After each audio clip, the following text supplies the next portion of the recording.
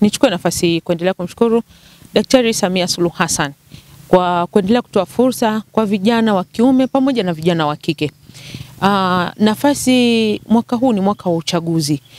Tunaona uchaguzi uliopita wa 2024 wanawake wengi wameweza kupata nafasi pamoja na vijana wa kiume.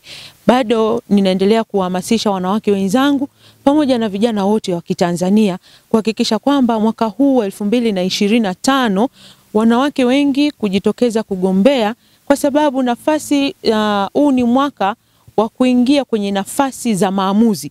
Tunaamini wakina mama wana mchango mkubwa wa kuibadilisha jamii kwa kutenda kazi kwa uchapakazi mkubwa. Kwa hiyo ni wakati wa wanawake sasa wajitokeze kwa wingi, wagombee ili tupate nafasi za maamuzi na tuweze kwenda kufanya kazi ya msingi ya kuwatumikia Watanzania kama ambavyo tumekuwa walezi katika ngazi ya familia pamoja na jamii.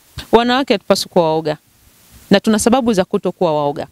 Mheshimiwa Rais wa Jamhuri ya Muungano wa Tanzania Dr. Samia Suluhu Hassan ni kielelezo kikubwa cha kuondoa uoga kwa wanawake katika nafasi za uongozi.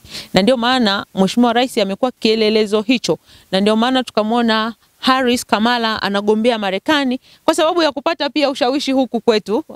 Lakini juzi Mheshimiwa Rais ametoka kushuhudia uapisho, na sisi wa Tanzania tumeona rais mwingine wa kike ameapishwa barani Afrika. Kwa hiyo tunaendelea kujivunia kwamba wanawake wanaweza kwa ngazi zote, na tumekuwa tukiwashuhudia wakifanya vizuri sana. Kwa hiyo wanawake, huu ni wakati wetu wa mwaka 2025 kuhakikisha kwamba tunaingia kwenye nafasi za maamuzi ili tuweze kuwatumikia Watanzania kwa ufasaha. Mheshimiwa Rais ameendelea kuwa na mchango mkubwa sana wa kuhakikisha kwamba wanawake hawaendelei kukaa nyumbani na kuwa wanyonge. Wanawake licha ya nafasi za uongozi, wanawake wameendelea sasa kutoka na kufanya kazi, kuthubutu. Leo tumeshuhudia siku chache zilizopita, Mheshimiwa Rais, tumeona wakati wa sherehe za siku ya mwanamke duniani, wanawake wanaendesha magreda, wanawake wanaendesha malori, wanawake wanafanya kazi kubwa, wanawake wanaendesha ndege. Kwa hiyo wanawake sasa tuzidi kujitokeza kwa wingi na tuhakikishe kwamba tunaendelea kumuunga mkono